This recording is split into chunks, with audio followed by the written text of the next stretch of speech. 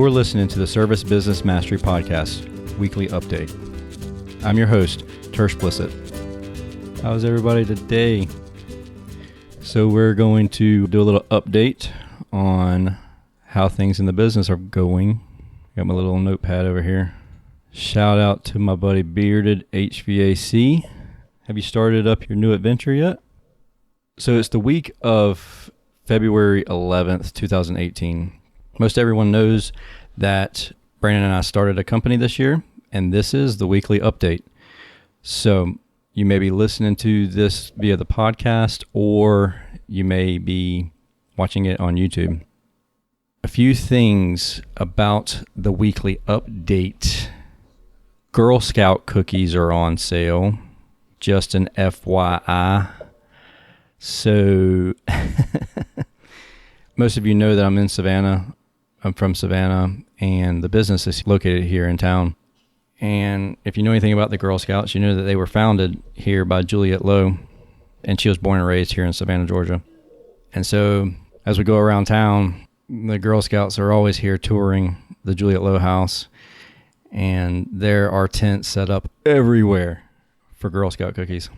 So I'm sure that we'll have a couple boxes of Thin Mints, maybe a couple cases. Last weekend, my two oldest boys play soccer, and we had a soccer tournament over in Hilton Head, but we had a real bad storm, and the storm caused the fields to be flooded, and we were about 10 or 15 minutes away from the field, maybe 20 minutes from the fields, and we got a phone call that the games were canceled. So we turned around, and the kids and I went to Savannah and did a little tour. The great thing about most of the tourist companies there in town, they will give you a free tour if you're a local. So me being the cheapskate that I am, I took advantage of that and we toured around Savannah. One of the stops just happens to be the Juliette Lowe house. And there were Girl Scouts everywhere. And my little ones, of course, wanted Girl Scout cookies. I don't know how, but I managed to get out of there without having any meltdowns. And I did not buy the first box of Girl Scout cookies. Hopefully I can get away without doing that, because my wife, as most of you know, she's in the Air National Guard, and their unit will give away cases of Girl Scout cookies. They buy them from local Girl Scouts, of course, and then they will just give them away on drill weekend. Well, just so happens last weekend was drill weekend, which is the reason why I had all the kids by myself. Julie was at drill, and I expected her to come home with a case or so of Girl Scout cookies. Thankfully, she did not, because last year she did, and I feel like I ate every one of the Do-si-dos and the Thin Mints. And I don't know if you know this, but the Thin Mints, if you stick those things in the freezer, and I mean get them frozen solid, and then just take and eat them things, open up a sleeve, oh, you'll go through a box like that. They're good. Oh, William, good question. I was reading William's comment. Financials online. I have not set that up yet, and the reason for that is I don't know where I'm going to set it up. I want to set up the financials. So William's question was that I know you're talking about putting financials for the new company online. Where can I find them? Well, at this point, you can't find them because they're not there. They will be there. I don't know if I'm going to put it on the Blue Collar Roots page, bluecollarroots.com. That's where all the podcasts are located. Or if I'm just going to create a new blog page that's basically something like Service Business Mastery, or if it needs to be an Icebound page. I don't know. I have the records, and I'm also just trying to make sure that I don't divulge any personal information of anybody's. So I just want to be very careful about how I set it up. There are a couple of people that I have kind of modeled it after because they are doing something similar in a different career field. And so I'll probably do something like theirs because it's relatively safe and it gives plenty of information. As of right now, the numbers don't look the best because we are spending money like it's going out of style. Because we're preparing. When you scale, it's hard to get $10 or $20 or $30,000 into the bank and then sit on it. You need to be spending the money just as fast as you can get it, even faster. Sometimes it feels like anyways. So William's starting his own company out in Oklahoma. That's the reason why I ask. Okay, well, cool. If anybody does want to know something faster than it's being released, reach out to me on Facebook, or my email is tersh@bluecollarroots.com. Shoot me an email or private message me on Facebook. Just look up Tersh Blissett. Or if you don't mind it being public, then just post it in the group, in the Service Business Mastery group, and I'll answer it right there. I don't have any problem doing that at all, and I'll answer questions as fast as possible. I did notice that with the Facebook's new algorithm, it's been kind of goofy. Sometimes there's posts that I don't see. If you ever ask a question, I'm typically on Facebook 3 or 4 times a day at least. If I don't reply within a couple of hours, just tag me in it. Feel free to tag me in it anyways, and because there's a good chance that I just haven't seen the post, even though that I'm an admin in the group. It's still, for some reason, I get so many notifications in different groups and everything, I may not see it. Brent asked how the new flat rate's going. New flat rate is not going like gone, and it's 100% my fault. From the time that I signed up with the new flat rate, it was probably a couple hours, and they had pretty much all the information to me that I needed. I have not sent them back the approval for all the numbers. So the pricing, though, when I gave them my flat rate pricing, I told them that we were at the dollar amount, which is $165. So I let them know that that was our flat rate amount, and I could be wrong. I'm 99% sure it was $165. It's been like a week or two since I did it. And then they sent over some numbers with their Band-Aid options, I believe, and the pricing was right in line. So basically, Brandon and I figured out how much we would charge right now for a condenser fan motor replacement, and it was the same price. I mean, within a couple of dollars of what we charge now. And the dollar amount that we sent over for our hourly rate is a little bit more than what we actually charge right now. So it was a little bit more, but that's the reason why. So I feel like it was pretty much in line with what we would have charged anybody else. Right now, our commercial customers are time and material. Bearded said, is the new flat rate a one-time purchase or a monthly fee? So the new flat rate, you pay a upfront price, and that's basically to get out your books and everything set up and to do some upfront training on the program. And then you pay a monthly fee per technician, because the technicians, they have access to an app. So all of that stuff that's their monthly fee. I don't know 100% right off the top of my head, so I'm not going to tell you the ins and outs of the pricing. But yeah, you pay per technician, and then you pay your upfront fee. They have it set up in the menu style so that when you're first signing up for the new flat rate, if you have a large company and they need to fly out to you, they will do it, and you pay a different fee. So we are a brand new company just starting out, and we've experienced the new flat rate program already. So we were able to go with the most cost-effective tier. And the great thing about the new flat rate is they've already reached out to us and are doing webinars, and our techs are already signed up for webinars. And so they have continuing education also, like Service Titan. Majority of this week, this is number 3 on my weekly update. Majority of this week I've spent working on integrating Service Titan. Brandon and I were talking before I even got on here and wanted to let y'all know about the weekly update.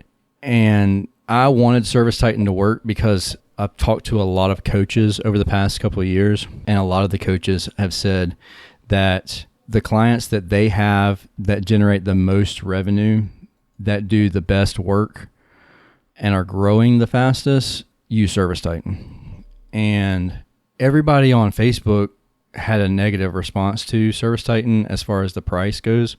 Brandon and I both, we were like, is it worth it? Is it worth the dollars? We don't know. Let's interview them. Let's figure out what they have to offer and what would make them worth more than the next person. Some have said that it's half as much. Some have said that Service Titan's 5 times more expensive than the next person or the next company. And I can tell you firsthand, that's not true. And it's not because of any discounts or anything like that. They're priced extremely fair for what they have to offer. Brandon and I both said that if they charge double what they have now with the things that they offer, it'd still be far more valuable than any program that we've used in the past. And between Brandon and myself, we both have used several different software. Brent probably remembers this back whenever he and I first started. We worked together a long time ago, and we were on the DOS-based Desco system. So it was all F keys across the top of the board, or the top of the keyboard, just to maneuver through the program, which was cool at the time because I guess it was cutting edge whenever I first started in the industry. But ServiceTitan is definitely cutting edge now. And one of the things that Brandon and I both love, and I've mentioned this before, but it's worth mentioning again, is the fact that the service techs can clock in and clock out just by pulling into the driveway. So the service tech doesn't have to remember to clock in and clock out. So I know it seems minute and it seems kind of trivial, but if you watch your numbers and you want to know how well your company's doing, that's such a big deal. You're really looking at how long they were on the job, how profitable the job was, and they never clocked in on the job. They finished the job and then went straight to billing it out. So it's extremely valuable to make sure that it's consistent, and it takes a lot of the user error out of the system. So this week, Brandon and I we were on a conference call together on one of them, and we were talking about integrated financing and payment collection, which is awesome. It's almost to the point now where we don't want cash. I mean, because we can collect the check, they have their tablets, and they can take a picture of the check, and it goes straight into our account that night. Credit card processing, the same way. We have not got the pricing yet from the credit card processing portion of ServiceTitan, but from what I understand, it's going to be a better value than what we have now. So that's great. Save us some money there. But then the financing portion of it, they use Turn Financing. I believe that's the name of the company. I've never used them before. And GreenSky. Now, I've never used GreenSky, but I've heard of GreenSky because I know Carrier uses GreenSky for their financing. And we always use Wells Fargo because that's who Train uses, and we're a Train dealer. So I'm familiar with Wells Fargo, and I'm familiar with having to keep the paperwork and having to keep all the records. Even if everything's done digitally, you still have to keep some records.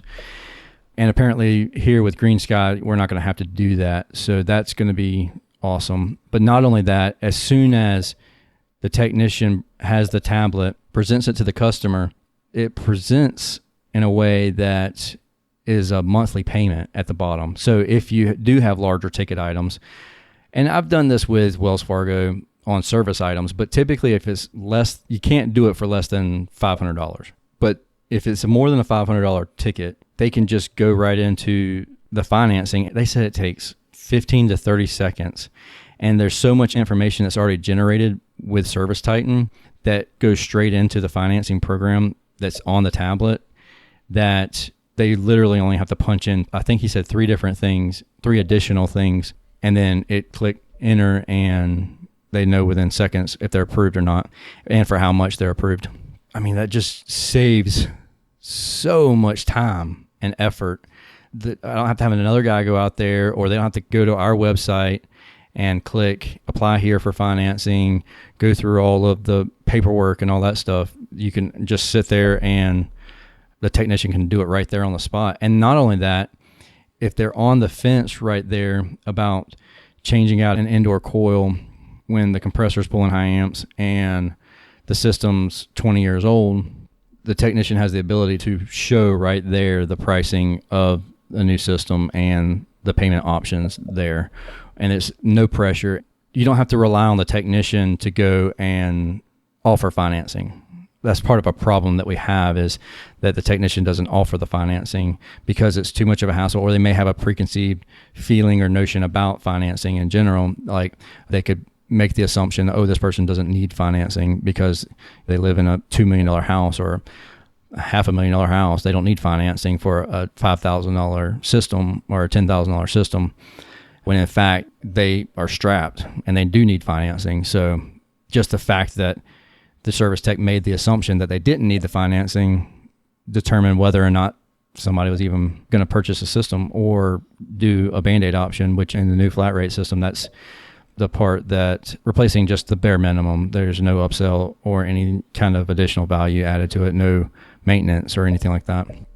Also, with the integrated payment collection system, the credit card can be stored on file. So if you have like a rental property that has a credit card that needs to be stored on file, it's PCI compliant. So we never see the credit card number. We just see the last 4 digits of the credit card, just like you would on any of your other websites that you go to.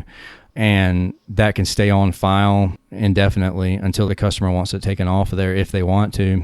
So it's great for monthly billing. So we can set up monthly billing, which is perfect. I mean, there's so many great things about the integrated payment collection, to the point to where it's almost better not to take cash, because then I have to go meet somebody to collect cash, whereas everything else is so automated. We also went through a lot of the onboarding process with ServiceTitan, and they were showing me a lot of the features and everything.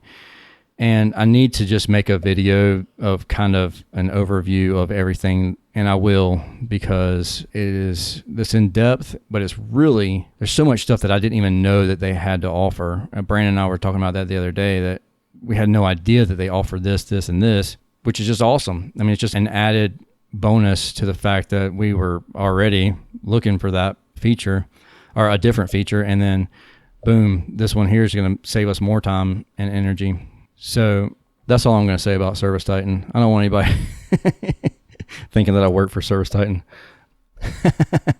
JR Hawthorne. Anybody that knows JR, the HVAC ladder guy, he has a program that he's introducing. It's similar to something like what ServiceTitan has. You got to check it out. Don't get mad at me, JR. Anyways, so Nathan, or Bearded, he asked, do you feel having a system in place will help keep the techs more accountable, making a better tech? Yes. Some techs find it offensive that you're micromanaging them. They'll say you're micromanaging them, quote unquote. But like the question I asked the other day in the Facebook group, something to the effect of taking notes and tracking technicians' progress, it keeps an honest person honest. And if you really do have a sneaky person, then they're going to hate this program, because it really does. It keeps track of everything. Technicians do what you inspect, not what you expect. So yes, I think that the technicians that we are focusing on hiring, yes, they will definitely appreciate it, because they can generate more revenue and they can get a larger paycheck. The more revenue that they generate, they get paid more. And it's not a dishonest system. So I know that there's going to be some critics out there that have something to say about the fact that you're creating salesmen. And that's not the case at all. It's based on efficiency. So as long as a service tech is efficient, without a shadow of a doubt, they can reach the goals that we've created for them. And if they meet that goal, then they get $1 an hour pay raise. So it's really simple. I mean, I'll lay it out there. It's not a secret, industry secret or anything like that. But basically, so if we have a technician that's making $30 an hour and he generates, call it $1,000 a day. So on a 5-day period, he would generate $5,000. And these are service calls, not selling system replacements or performing system replacements. These are just service calls. So he generates $5,000 in a week. Well, let's say that he has a bonus set at $6,000. Basically, if he works all day Saturday, theoretically, if he's generating $1,000 a day, he's going to meet his bonus. Well, if he reaches that bonus, he automatically gets $1 an hour pay raise. So after another $1,000, he gets another $1 an hour pay raise, and it's only good for that week, and it retroacts for the whole week. So that entire, let's call it 60 hours, he's getting paid $32 an hour instead of $30 an hour. And then his overtime rate, so his time and a half after 40. It's just a little incentive to the guys and girls, if we hire any female service techs, just to be as efficient as possible. And we're not going to hold it against them if they're not efficient. But if they want to generate more revenue for themselves and take home more money, then they're just going to be more efficient. They will have the opportunity to sell, but that's not a bridge that we've crossed yet. Brandon and I haven't really discussed that in depth. Brandon is the sales manager, so that's probably something I'll just leave in his field of expertise. But the next thing that I have on my list is the Small Business Chamber Breakfast. As you all know, I am a board member of the Small Business Chamber here in Savannah this year. Lucky me. So we had our breakfast meeting. We have it the second Tuesday of every month. And we had a small business chamber. After the breakfast meeting, I go around to everybody that's new or hasn't been in a while, and I visit with them. So obviously I don't drive an hour out of the way if somebody came and visited us, but I will go to places that are right down the street and say, hey, thanks for coming. Thank you for visiting. If it's your first time, we hope you come back. And then also I'll go to other places that did not show up that are typically there, or either they were invited because somebody might have recommended that we invite them. It takes time out of my day. It builds rapport for the chamber, but also it gets my foot in the door. So later on, whenever we're trying to grow our customer base, we already have a relationship. I can walk in there and I'm not coming in that door as a salesman or somebody trying to sell them something they don't want or don't need. I'm coming in there as the president of the Small Business Chamber or past president of the Small Business Chamber, depending on whenever I go in there. But as long as I maintain the relationships, then you go in there with a warm introduction, and it's a warm lead and maybe even a hot lead versus a cold lead. And they're a lot more likely to bring you right in instead of being too busy to talk to you. So it's a little ninja move I got for you. If anybody has enough time and is willing to work on a board and be part of the outreach team on that board, it's uncomfortable, like uncomfortable the first couple of times you do it. Brandon can attest to this because he was in one of the Shop Small Saturday put on by American Express last year in November, like Thanksgiving weekend. And we had to go around to all these places, and Brandon was like, I don't know if I'm like doing this. But after the fact, you get used to it, and it's pretty fun. It becomes a challenge and enjoyable. And the better you can get at networking, the more people are going to like you, and they're going to recommend you. And their recommendation is worth a gazillion more than the Google listing that you have. You could be at the top of Google, but if someone gives you a recommendation and says, hey, this guy's a great guy, this girl's a great girl, call them. They'll take care of you. Tell them that I sent you. They'll definitely take care of you. That's worth way more than a Google listing is. Although, don't get me wrong, I do want to be at the top. I like being called by Google. That's another one of the items that we have on the list of updates that Brandon and I just found out about today. And JR's trying to break me. It's not going to work. So next, stress. Okay, so this is a big one. This one is one that we all experience as business owners, as managers. And this is something that I should probably do an entire series on, and I probably will do an entire series on. So a lot of you don't know this, but I went to school in the past for industrial psychology, to be specific. And the reason that I wanted to learn psychology was because I wanted to know why the people on our team do the things that they do and how to better bring people onto the team and scout potential customers and potential teammates. My biggest reason was for people on my team. Probably wasn't until halfway through working on the degree that I even thought about the customer base and the things that I could do on that aspect. But most of it was for our teammates and getting people to work better together. So just keep that between us. Don't be telling everybody that, my little secret there. But we need to take a minute and breathe as a business owner, as a coach, as everything. Take a step back. Brandon and I both, we pretty stressed to the max. We both work a large amount of time on the business, in the business. We're growing a business. I mean, our goal is to be at $1 million before the end of the year. And secretly in my mind, I would like to do a lot more than that. But my realistic goal is $1 million. I have not 10x'd it as much as I'd like to do that. No, not going to happen. But I would like to do more than $1 million. But what that's done is that's created an immense amount of stress. So I recognized that I was becoming overloaded. My wife and I both, we were stressed to the max a lot. We have been well before Icebound started, because we've been renovating our house. And if you've watched any of the last videos, the Hangouts, We've been going through a renovation at our other house that we were renting out. So we both started using a life coach, and this couples, they really work on your psychological. Like, you tell them things that are obviously confidential, and they help you deal with stress. This is probably going to be one of the most important things that I do. I feel like after diving back into psychology of things, I think that we really need to focus on making sure we are in a good mental state. And part of the way that I've done that is reaching out to these life coach, and it's made a world of difference already. The things that are so stressful with onboarding with ServiceTitan, they're not stressful. I'm not a stressful type person. I don't get stressed out easily anyways. And I definitely am not the type of person to wear the emotions on my sleeves. So if I was stressed out, you probably wouldn't know that unless you're really close to me. I mean, Brandon can tell whenever I get stressed out, but I'm looking forward to continuing to do it. And I'm going to try and talk Brandon into doing it too. He doesn't know that yet though. But it's a nice stress reliever. That's all I'm going to say about it right now. We'll go into some psychology type stuff later on. But Bearded asked what was my biggest draw in from advertising and the type of advertising that's working best for us.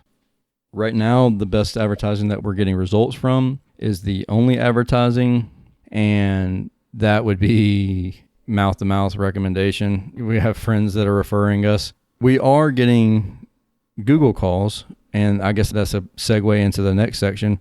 Brandon discovered today that the phone service, we have a voice over IP phone service that we're transitioning from one carrier over to another one, but we were holding off on that because ServiceTitan has phone integration as well. And so we were waiting to figure out if that's something that we need to do or if we are going to just integrate straight into ServiceTitan. Like, I don't know if we're going to keep the host company that we have now or not. Full disclosure, we have two different companies already. We're already paying for two different companies. All right.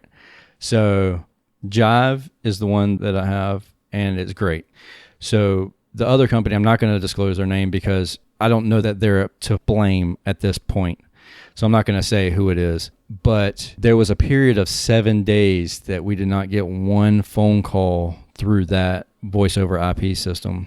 And we didn't catch it because we were still getting so many other phone calls from people who know our number and call it directly and call our cell phones. So Brandon was looking today and is like, man, we are missing like 60% of all the phone calls. They're just not coming to us. As of right now, we have all of our phone calls are coming straight to our phones, and Brandon or I are answering the phones because we have not hired the CSR yet. We've been interviewing them, but we haven't pulled the trigger on one yet. So the phones have been ringing straight to our cell phones, and we've been answering them. Well, also I have the Jive phone, which is a Cisco. It's a desk phone here, and if I don't answer that within... Right now it's set up for 2 rings just in case I'm not here, so somebody's not ringing on the phone a lot. The Jive comes to my phone, and I looked at that, and every one of them has come to my phone and has been answered. So I don't get as many phone calls through Jive because that phone number is not listed anywhere. So it's only been the people that I've given the actual phone number to and is on one of my business cards. So I don't know that it's a fair comparison between the two of them, but we haven't missed any phone calls through Jive. With that being said, I don't know if we'll continue to use Jive with ServiceTitan. I don't know if ServiceTitan does their own thing. So I don't know if it's worth the effort of sending the phone number over to Jive from the other company or not. We're going to figure that out. But it sounds like if we missed that many phone calls, because we literally missed every phone call for a week, for 7 days. It did not come to our phones. So there's no telling how many service calls that we've missed from that not coming to our phones. With that being said, we both use Verizon. We have Verizon service, and Verizon was like the service provider to use here for our cell phones. Over the past month or two, we've had some issues with towers not working. It's not just our phones. It's the general consensus in our area. Everyone, they get on Facebook and they'll talk about it. This area used to work great, but now it doesn't work at all.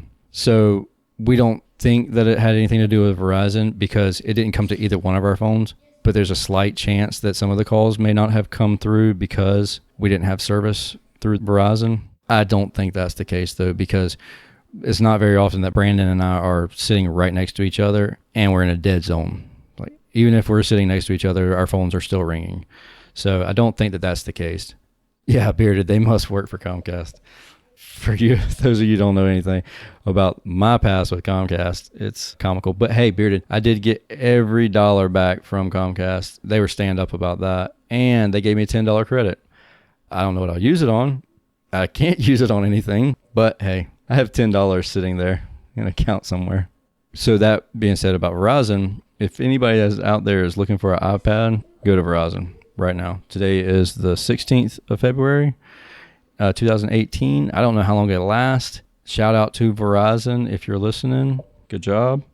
FYI, Verizon is not a sponsor of the podcast or the YouTube channel or anything. But if you're watching Verizon, the spot is open.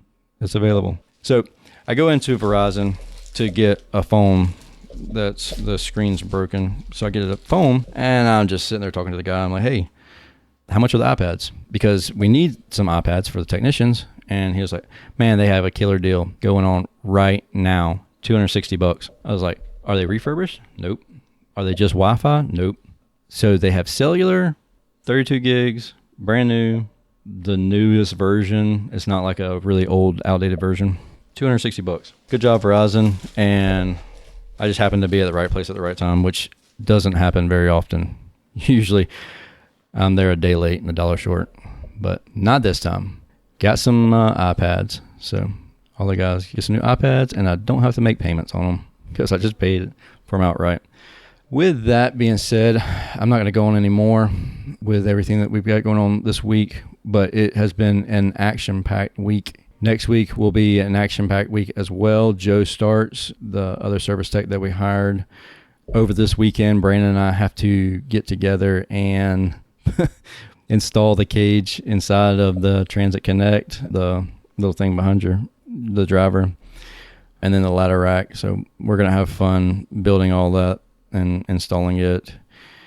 We've been working on insurance, getting insurance for the vehicles, and we got all that taken care of. It's just lots of paperwork, lots of nickel and diming you to death. That's kind of the biggest stressor, but anyways, I'm going to leave it at that, and next week we'll have more. And then next week I'm interviewing Craig Cody. He is a CPA, tax.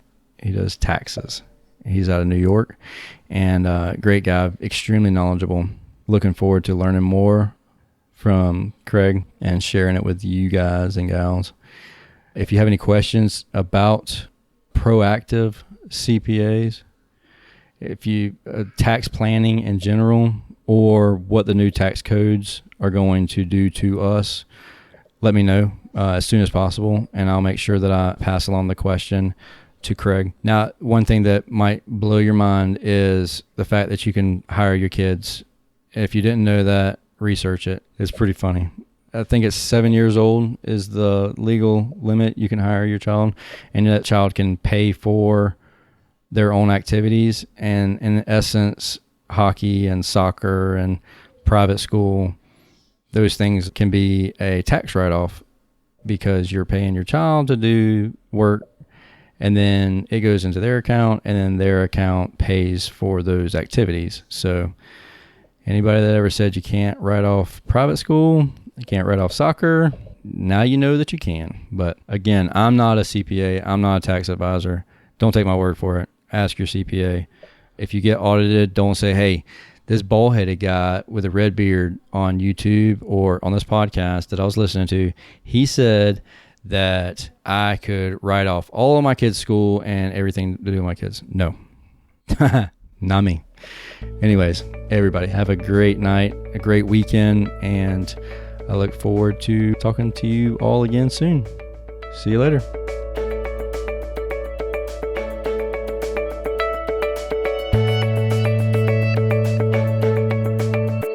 The best way to listen to this podcast is by using your smartphone or other web-connected device. and subscribing using the podcast app on Apple devices or the Stitcher app, or Google Store for Android devices. You can find all of the shows on the Blue Collar Roots Network by going to bluecollarroots.com. From all of us at Blue Collar Roots, thank you for listening.